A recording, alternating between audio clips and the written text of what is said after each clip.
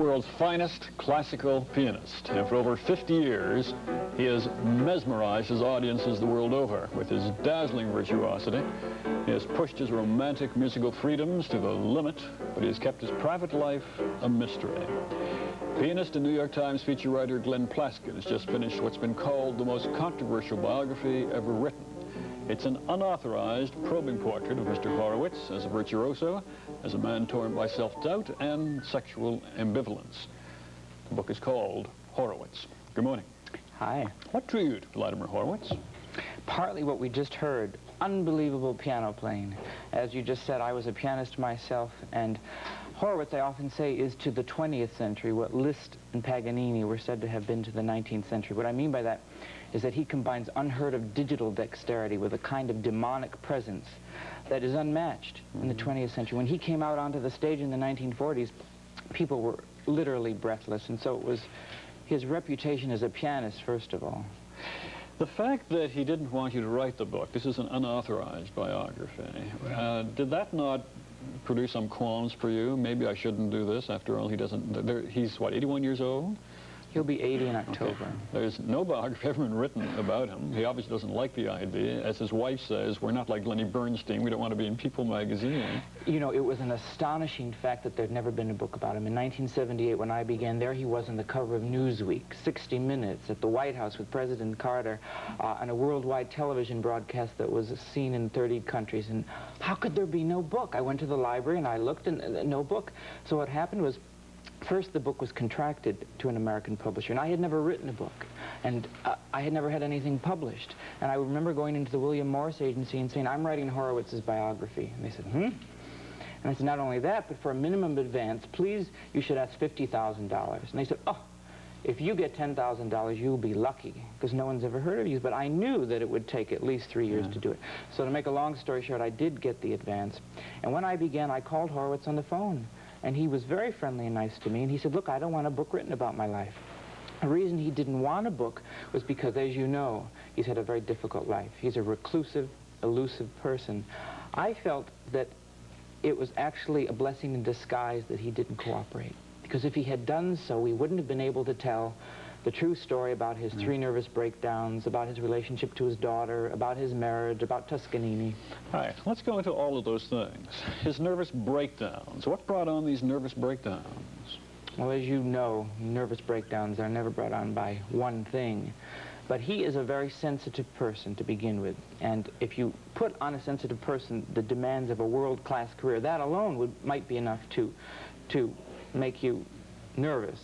But in 1933, he married Arturo Toscanini's daughter, and Arturo Toscanini was the most famous musician in the world, period. And it was a musical match made in heaven. On earth, it didn't necessarily work too well. The marriage was a stormy one. In 1934, a year later, his daughter Sonia was born. The pressures of childhood. Most important, though, Horowitz got married despite the fact that he was well known, it was well known to his friends and associates that he was homosexual. And this created enormous difficulties and conflicts in his marriage and in his life, the disparity between his genuine feelings and what he was expected to do.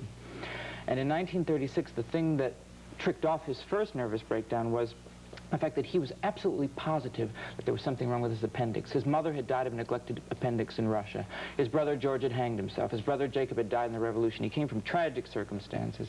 And when the doctor said, there's nothing wrong with it, don't have it taken out, he had it taken out. He was a man of remarkable eccentricity, wasn't he?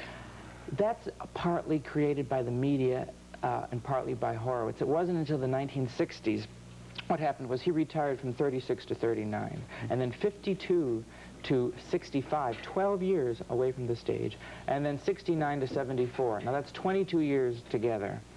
That kind of retirement creates a mystique in itself, doesn't it? And he took advantage of it very cleverly. In what way? Oh, when he began going on tour in the 1970s, he knew that he didn't need his own water purifier. He knew that he didn't need 20 fillets of fish flown to Miami from New Bedford, Massachusetts. He knew that when he came to Toronto, he didn't need blackout curtains in one of your fine hotels.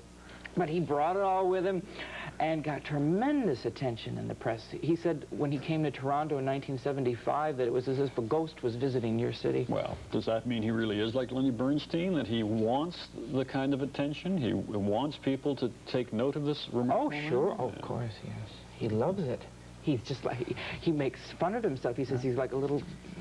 All right, we just have a couple minutes left, but I want to go very quickly over this very strange relationship with his daughter. His daughter committed suicide, didn't she? Apparently, apparently. What was that strange relationship? She was a very unhappy child. I remember that Horowitz's cousin once told me that when you mix the blood of a Toscanini and a Horowitz, sometimes you get trouble. And she once said, somebody once said, what did you inherit from your famous forebears, meaning Horowitz and her grandfather? And she said, spastic colitis from my father and dandruff from my grandfather. She wasn't kidding. And in 1957, she had a tragic motorcycle accident from which she never completely recovered. And by 1974, she was simply in and out of sanitariums, very sick physically, and she apparently did commit suicide. And by the way, a few days after her death, Horowitz was absolutely up. Oh, I won't be able to play in Houston next week, but the week after. And he said to a friend of mine that my wife's daughter died. Yeah, he really never got close to her at all. No. This doesn't mean he didn't care for her, but it was difficult. Is it possible to sum up briefly what is Vladimir Horowitz really like? He's complicated. He's complicated. He's a great musical genius. He's a very, I think, selfish person, but for good reason. Anyone who's in the public eye, as you know, has to protect himself to some extent. He has never, I don't think he has a mean bone in his body, and the book has been considered controversial mainly because it talks not only about his strengths, but about his weaknesses. Oh, people don't like that. Yeah, the book has been called, as I said, the most controversial biography ever written. Again, I was sort of touching on it before, and I need a fairly quick answer on this one. Doesn't it bother you that you invaded this man's privacy? No. Not the least. And it's not because I'm unconscionable. It's because the book is done sympathetically, in good taste, accurately, and a public person like Horowitz, who has enjoyed being a public person, knows that he has to be the subject of a book. And if it had to be a book, I know that it would be a better book written by a musician. Mr. Plaskin, thank you for talking with us this morning. Thank you. Glenn Plaskin, the biographer and the writer of Horowitz, a biography. It's 26 past the hour.